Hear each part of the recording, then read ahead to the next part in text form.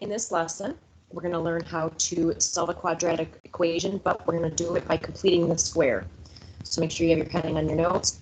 You would use this if you could not factor an equation. So you're going to see some examples where you will not be able to factor and where this will come in handy. So before we start, I'm going to review completing the square. So I'm going to give you an example. Can you write a review? And can you rewrite by completing the square? So this is based on the previous lesson. Rewrite by completing the square. So here's the expression we're going to rewrite. So can you write x squared minus 8x plus 3? So in order to complete the square, there were 3 steps, and I'm going to put them on the post-it as I'm doing it just to remember, and you have your notes to review. So step 1 was to take half of b. So remember, our b is our number next to the x. So I'm going to do half of negative 8. So negative 8 divided by 2 is negative 4.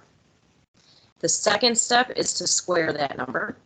So I'm just going to write square. You don't have to put this on the side. You already have it. So now I'm going to do negative 4 squared, and that's 16.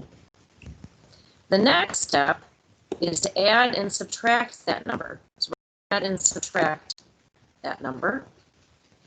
So I'm going to take this 16, and I'm going to rewrite this expression, but add in the 16. So we have x squared minus 8x. Now I'm going to add 16 and subtract 16. And I'm not going to forget about this positive 3 here at the end. Step 4 is to rewrite as a perfect square.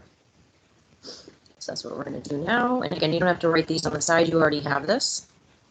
So we're going to take the first 3 terms and make a perfect square out of it.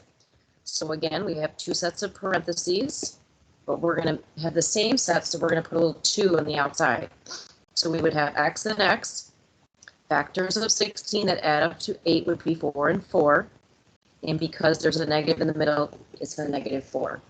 Notice also, we brought down the x, and it's always going to be this first number inside. Now we're going to combine like terms. Negative 16 plus 3 is negative 13. So there's our vertex form by completing the square. Now we're going to talk about ways to solve using this. So can you write a little note? We're going to put a little star here.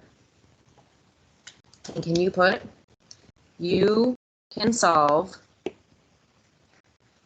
a quadratic equation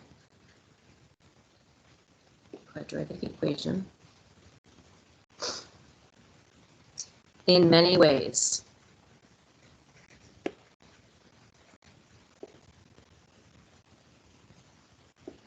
So 2 are,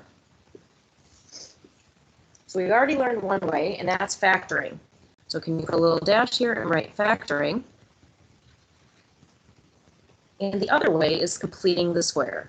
So that's, I'm going to show you how to do that today. So completing the square. So you would use completing the square if you could not factor into 2 sets of parentheses an equation. So we're going to be doing what we did up here, but now solving an equation. So I'm going to show you the reason why we're doing it 2 different ways. So I don't think I'm going to have enough room, so I'm going to go to the next page if you don't mind. And this is going to be my example B. I'm going to show you the 2 ways and compare it. So for example B, can you write solve and write x squared minus 4x minus 12 equals 0. We're going to solve it 2 ways. So the first way is going to be by factoring. And the second way is going to be by completing the square. So just writing completing the square.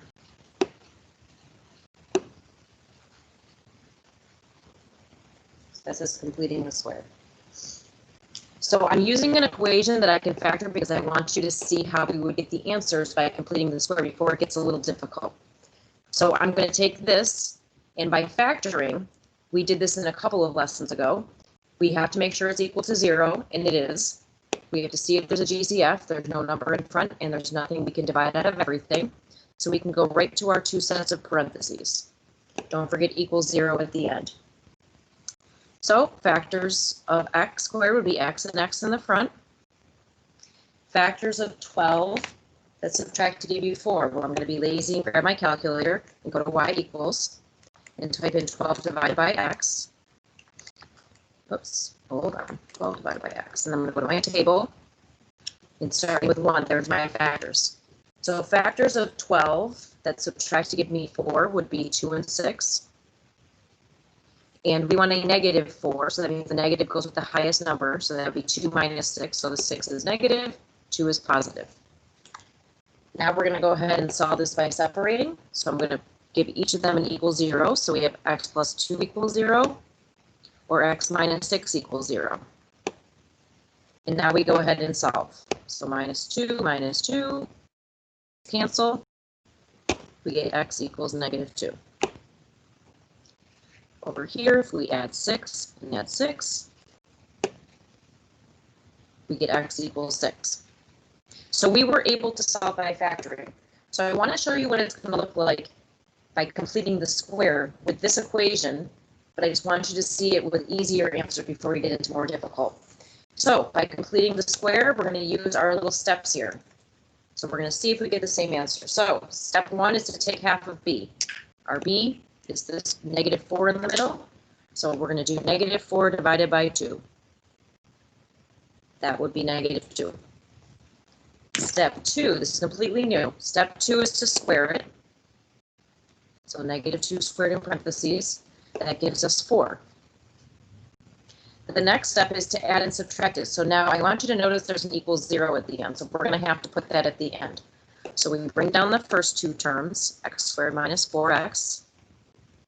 I'm going to add and subtract the 4. Make sure you add first. So I'm going to add 4, subtract 4, because remember that would cancel out if we were combining.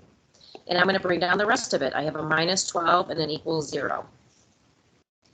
Now we're going to rewrite it as a perfect square. This is step 4. So I'm going to take my first three terms, and I'm going to make that a perfect square. So you have parentheses and we're squaring. This is a perfect square. So x goes in the front.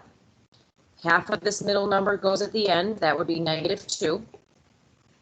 And we squared it. Now we're going to combine the end. Negative 4 minus 12 is minus 16. And don't forget equals 0. All right, here's the new stuff. We are solving this. Usually when we have a power of 2, we keep it equal to 0. But because we have this exponent out here, we are going to do things a little bit different. So what we're going to do is move everything away from the square. So I'm going to move the 16 over. So this is new. So you're going to add 16 to both sides. 16s cancel.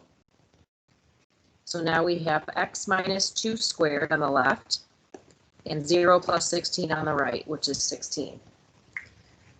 Now what we need to do is solve for x. So we have to get the x alone. If you remember in a previous lesson, in order to cancel out a square, we can do the square root. So we're going to do the square root of both sides. Here's our new stuff. The square and the square root cancel out, so we're only left with what's underneath. So I'm going to bring down the x minus 2. Now here's the catch. Over here, the square root of 16. I can use my calculator if you don't know it. Square root is the second, and then this x squared sign right here, and then 16. And we get 4. We are not just putting 4 down. Look what I'm putting in front of it. I'm putting a plus and a minus. Because if you look over here, you'll notice there are 2 answers. In order to accommodate that, we need to put a plus and a minus, which means this could be a plus 4 or a minus 4. This is our new stuff. To get the x alone, last step, we're going to add 2 to both sides. 2's cancel out. So now what I'm going to do, because how you write this, I'm going to put the x first, x equals. And this number, I'm not going to add it yet because this really means that I'm going to have 2 plus a 4 and 2 minus a 4. So watch what I'm going to do. I'm going to put the 2 first and put plus or minus 4 after it. Because it's not going to be plus or minus 6. It's going to be 2 plus this number or 2 minus this number. So now I'm going to have 2 answers. So notice I have an x and an x. to get my two answers, one's going to have a plus and one's going to have a minus. So this is going to be 2 plus 4, and this is going to be 2 minus 4.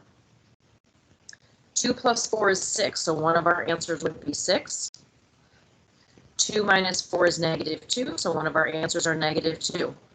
If you check what we did previously, we have the same answers. You would not use this if you could factor. This takes way too long. Look how quick we did this. This comes in handy if we cannot factor, which you will see in the next example. All right, so I'm going to flip to the next page just so you can see my work. And this will be example D. We have 2 more to do. So example C, can you write solve x squared minus 8x plus 3 equals 0. We're going to try to do it by factoring, just like we did on the other page. So you're going to write by factoring. And completing the square. So hopefully you'll see why we're doing this. So we're going to try and solve it both ways. Okay, so let's try by factoring. So first of all, we have to get it equal to 0. It is. You always get it equal to 0. Then we look for a GCF. There's no number you can take out of everything, and there's no x in common. So we're going to go right to our 2 sets of parentheses. Don't forget equal 0 at the end. What times itself gives you x squared? Well, x and x. Now we need to find factors of 3. So I grab my calculator and do 3 divided by x. Well, the only factor that it would be 1 and 3. We already repeated the 3 and 1 down here. Are there factors of 3 that add up to 8? No. So we cannot factor this. So can you cross this off and write cannot factor? Cannot factor. Because you cannot factor, you've got to find another way to solve it, and that would be by completing the square. So we're going to try to complete the square. We already used this example, but I'm doing it again with solving. So here we go. To complete the square, first thing we need to do is take half of b. Remember, this is our b.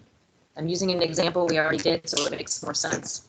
So I'm going to do negative 8 divided by 2, and that gives me negative 4. Second step is to square it. So I'm going to take negative 4 and square it. Negative 4 squared is 16. Next step is to add and subtract that number. So I'm going to take this equation, bring down the first 2 terms, so x squared minus 8x. I'm going to add 16 and subtract 16. This is the number we added in. Then I'm going to bring down the rest of the equation. We have a plus 3, and we have an equals 0. Next step is to rewrite it as a perfect square. So we're going to take this first 3 terms and make a perfect square out of it. So I'm going to take 2 sets of parentheses that will be the same. So I'm going to put the square on the outside. So we have an x in the front. Half of negative 8 is negative 4, so that goes inside with it. And then we're going to combine the last numbers. Negative 16 plus 3 is negative 13. And don't forget equals 0. So on the very first example we did in the notes, I'll just show you quickly, that's what we came up with. Just know now that we're putting equals 0 at the end. To solve this by completing the square, we are going to move this 13 away and get rid of the square. So we're going to add 13 to both sides. 13's cancel. So we bring down the x minus 4 squared equals, now 0 plus 13 is 13. Next thing, we need to get the x alone. It's trapped in the square. So the only way to get rid of the square is to do the square root of it. We do the square root. The square and the square root cancel out, so we're just left with the underneath. So we have x minus 4 equals.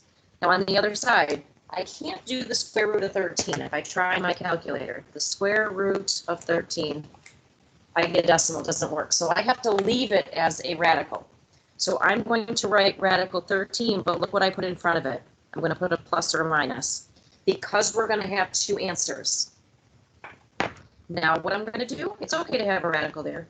I'm going to move this 4 over. So I'm going to add 4 to both sides. 4's cancel out. So then we're going to have x equals, I'm going to put the number in front, I don't add it with this radical, so it's going to be 4 plus or minus radical 13. So since I can't simplify this, we are going to leave this radical in our answer. So we can leave it like this, or we can separate it into two answers like we did on the other page. One answer will be 4 plus radical 13, and the other answer will be 4 minus radical 13. So you can leave it like this when you have a radical you can't break down, or you can separate it into two. So this is solving by completing the square. We get a messy answer because we cannot factor. One more example and then we are done. And I'm going to do it right on the side of this paper here. So I'm going to put a little mark to save some time or save some paper. And can you write, for example, this is example D, solve. And can you write x squared plus 6x minus 2 equals 0. So whenever we're given a quadratic, we get it equal to 0. And then we look at it to see if we can factor. I'm going to start off just to try really quick to see if I can factor this. So I'm going to do my two sets of parentheses. X and x go in the front. Factors of 2 that subtract to give me 6. Doesn't work. So I know I can't factor. So that means I'm going to complete the square. So let me use my little post-it to remind me, and I'll uncover in a minute. First thing we're going to do is take half of b. Well, this 6 is our b, so we're going to take half of that. So we've got 6 over 2. That gives us 3. Step 2 is to square it. So we're going to take 3 and square it. That gives us 9. Third step, we're going to add and subtract this 9 into our equation. So we're going to bring down the x squared plus 6x. We're going to add 9 and subtract 9. Have to do the adding first. Now we're going to bring down the rest of it. Minus 2 equals 0. Now we're going to rewrite the first 3 terms as a perfect square. That's step 4. So I bring down my parentheses with the power of 2 since they'll be the same. X goes in the front. Half of this number goes inside, so that would be 3, so positive 3. And now I combine these last two numbers. Negative 9 minus 2 is negative 11, so we have minus 11. Don't forget equals 0. Now it's just like this equation right here. Our job is to get the x alone. So we're going to move this 11 over by adding 11 to both sides. 11's cancel out. So we bring down the x plus 3 squared, and 0 plus 11 is 11, so that equals 11. To get the x alone, we have to get rid of the square, so we're going to do the square root of both sides. The square and the square root cancel out, so what are we left with? Just x plus 3 underneath. Over here, we're not just putting radical 11, we're putting plus or minus radical 11 because we're going to have two answers. The last part is we need to get this x alone, so we're going to move the 3 over by subtracting 3 from both sides. 3's cancel out. We bring down the x and the equal sign. We cannot combine a radical and non-radical, so I'm going to put this negative 3 first. Then I'm going to have plus or minus radical 11 after it.